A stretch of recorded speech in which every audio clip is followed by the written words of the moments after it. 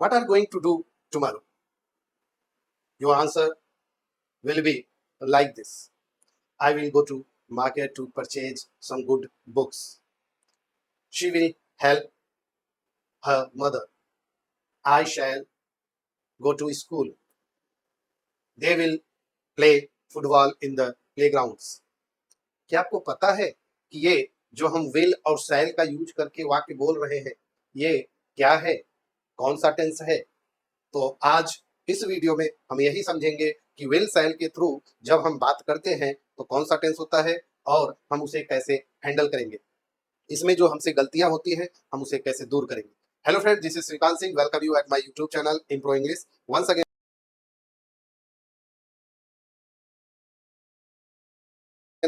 मैं आपके सामने उपस्थित हूं एक नए वीडियो के साथ, जिस वीडियो में हम सीखेंगे फ्यूचर इंडेफिनिट टेंस। तो आज बिना देर किए शुरू करते हैं future indefinite tense. Future indefinite tense ये बताता है कि जो काम होने वाला है, जो अभी शुरू नहीं हुआ है, आगे होने वाला है, उस वर्क को, उस काम को हम फ्यूचर में दिखाते हैं। तो आज हम सीख रहे हैं फ्यूचर इंडेफिनिट टेंस। तो इस चीज को हम समझेंगे। पहचान क्या है, इस चीज को समझना है कि ऐसे वाक्य जो बताते हैं कि कोई काम भविष्य में होगा और वाक्य के अंत में गा, गे, गी आदि आता है। वाक्य के अंत में गा, गे, गी इत्यादि आए तो ऐसे टेंस को हम फ्यूचर इंडेफिनिट टेंस में रखते हैं। इसमें प्रायः विल और शैल का प्रयोग किया जाता है, जबकि जो शैल है वह अब कॉमन नहीं रह गया, मतलब ओल्ड फैशन कहा जा सकता है। क्या कहा जा सकता है? Old fashion. Old fashion English में यूज किया जाने लगा है। मॉडर्न में हर जगह विल का प्रयोग किया जा रहा है। और ओल्ड फैशन में भी जो शैल था उसका प्रयोग हम सिर्फ और सिर्फ आई और वी के साथ करते थे। किसके साथ करते थे? आई और वी के साथ करते थे। पॉजिटिव सब्जेक्ट का स्ट्रक्चर क्या होता है इसमें देखना है। इसमें होता है subject plus will shall, then V1 क्या होता है? V1 and after that you have to put object. Modern English mostly uses will for all subjects. जैसा कि मैंने कहा कि विल का प्रयोग इस मॉडर्न इंग्लिश में बहुत ज्यादा हो रहा है, क्योंकि शैल का यूज अब ओल्ड फैशन एक्सेप्ट किया जाता है। और जो शैल है वो आई और वी के साथ यूज होता है, लेकिन आजकल मॉडर्न इंग्लिश में आई और वी के साथ विल का भी प्रयोग किया जा रहा है। और जो सजेशन के लिए हम यूज करते हैं शैल का, या ऑफर्स देना होता है, बट विल ज्यादा एक्सेप्टेबल है। पहली चीज तो अंतर समझिए कि शैल और विल में क्या अंतर है। शैल जो है वो ओल्ड फैशन इंग्लिश में प्रयोग किया जाता था और विल मॉडर्न इंग्लिश में यूज किया जाता है।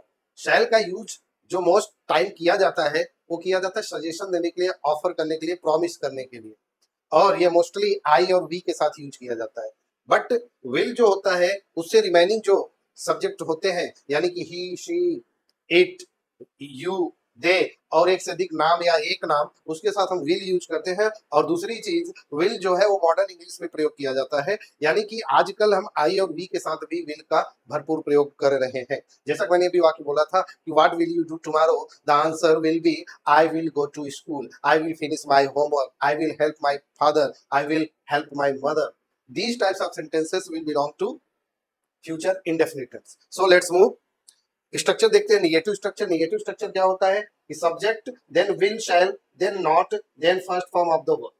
यहां पर एक चीज मैं क्लियर करना चाहूंगा कि जो विल और शैल है, विल और शैल, ये मॉडल्स कहे जाते हैं। क्या कहे जाते हैं? मॉडल्स कहे जाते हैं, यानी कि मॉडल ऑक्सिलरीज कही जाती है। और जो मॉडल ऑक्सिलरीज होते हैं वो हमेशा अपने बाद V1 लेते हैं।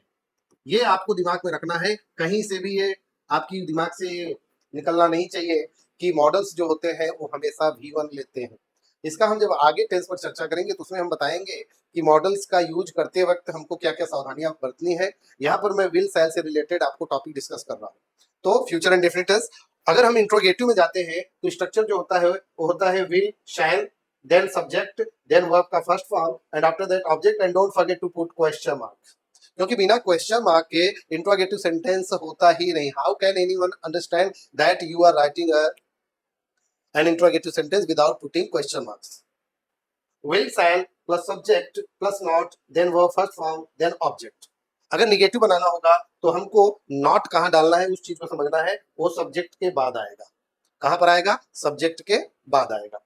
आगे बढ़ते हैं और कुछ प्रैक्टिस सेशन दिया गया है, उस पर हम चर्चा करते हैं। पॉजिटिव सेंटेंस देखिए कि मैं कल दिल्ली जाऊंगा, मैं कल दिल्ली जाऊंगा। I will go to Delhi tomorrow, I will go to Delhi tomorrow. वह तुम्हें एक किताब देगी, she will give you a book, she will give you a book, she will give you a book. यहाँ पे जो समझने की थी, मैं बार बार कर रहा हूँ कि जो मॉडल्स है वो मॉडल से क्या लेगा, अपने बाद V1 लेगा। तो ये चीज आपको दिमाग में रखना ही है। आगे बढ़ते हैं। वे शाम को क्रिकेट खेलेंगे, they will play cricket in the evening. मैं तुम्हारी मदद करूंगा, आई विल हेल्प यू।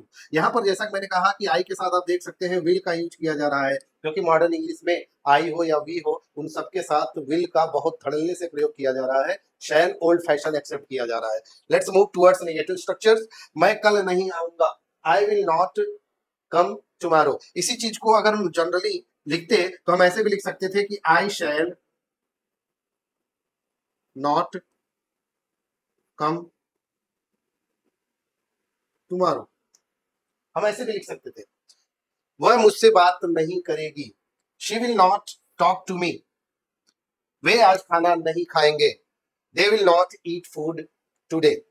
मैं तुम्हें इंतजार नहीं करवाऊंगा, I will not make you wait, I will not make you wait. याद रखना, जब हम निगेटिव बनाते हैं तो उसका स्ट्रक्चर मैंने क्या बताया, subject plus will shell plus not plus B1 plus object. ये याद रखना चाहिए, आपके दिमाग में होना चाहिए।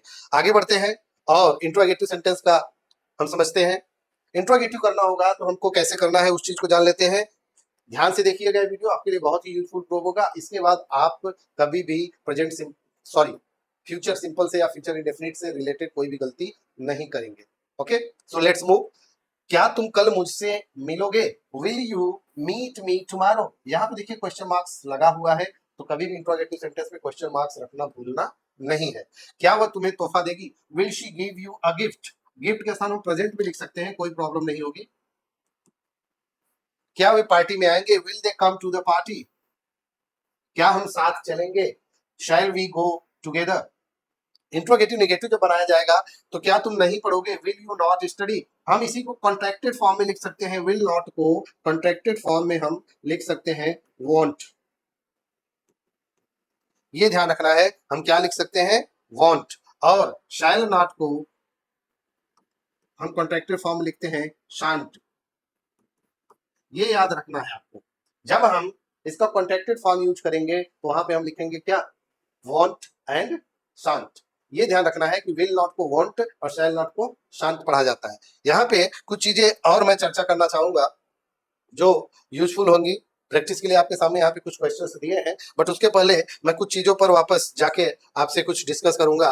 जैसे इसका प्रयोग यानी कि फ्यूचर सिंपल टेंस का प्रयोग कहाँ कहाँ करते हैं, इस चीज को समझना है हमको। तो इस चीज को समझने के लिए हम यहाँ पे देखते हैं कि हम कहाँ करते हैं। पहला नंबर एक क्या है, टू शो फ्यूचर एक्शन। जब हम फ्यूचर एक्शन को दिखाते हैं तो उस समय हम किसका प्रयोग करते हैं, फ्यूचर इंडेफिनिट टेंस का प्रयोग करते हैं। जैसे she will help her father, she will help her father. I will do my homework. To express decisions made at the moment, यानी कोई ऐसा डिसीजन जो उस मोमेंट में बनाया गया हो, that time we have to use future simple tense और future indefinite tense. I shall call him now, I shall call him now. To express prediction, जब हम प्रेडिक्शन की बात करते हैं तब भी हम फ्यूचर इंडेफिनिट टेंस का यूज करते हैं। जैसे इट विल रेन टुमारो, कल बरसात होगी। आगे बढ़ते हैं और देखते हैं, यहाँ पे कुछ मैंने सेंटेंस लिखा है, आप इस पे प्रैक्टिस करेंगे। और इसके अलावा जो मैंने बोनस के लिए कहा था वो आप यहाँ पे देख सकते हैं, what is the difference between will shall and going to. यहाँ पे आप देख सकते हैं सबसे नंबर वन चीज, विल का प्रयोग हम करते हैं he she it you and they के साथ जनरल वे में, और कॉमन में आजकल आई और वी के साथ भी विल का प्रयोग किया जा रहा है।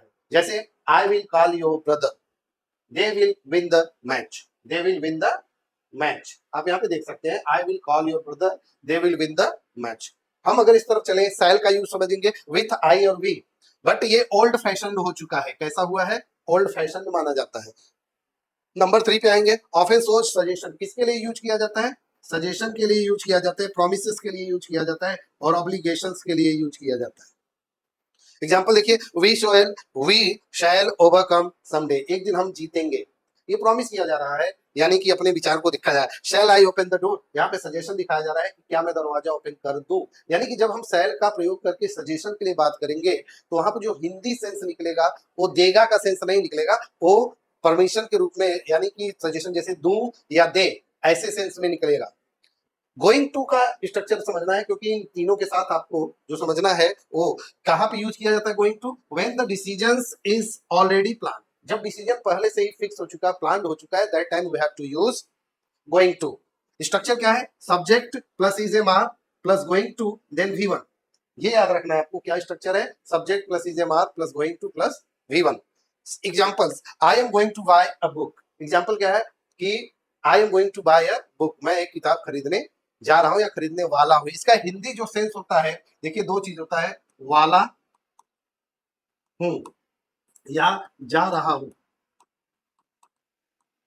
इस चीज को समझना है, वाला हूं या जा रहा हूं। It is going to rain, आज बरसात होने वाली है या आज बरसात होगी या होने जा रही है। तो ये डिफरेंसेस है। उम्मीद है आपको ये वीडियो समझ में आया होगा। तो अब हमको जाने से पहले एक प्रश्न का जवाब दीजिए, अगर मुझे यही कहना हो कि वह बाजार जा रहा होगा, वह खाना खा रहा होगा, वह अपना होमवर्क पूरा कर रहा होगा, वह सो रही होगी, वह डांस कर रहा होगा, वह मैदान में खेल रहा होगा, तो ये रहा होगा का स्ट्रक्चर कैसे बनाएंगे? अगर आपको नहीं पता है तो कमेंट करिए, मेरी अगली वीडियो पर विजिट करिएगा, वहां पर मैं पूरा डिटेल में बताऊंगा कि ये रहा होगा, रही होंगे, रहे होंगे का टेंस हम कैसे कन्वर्ट करेंगे। Thank you.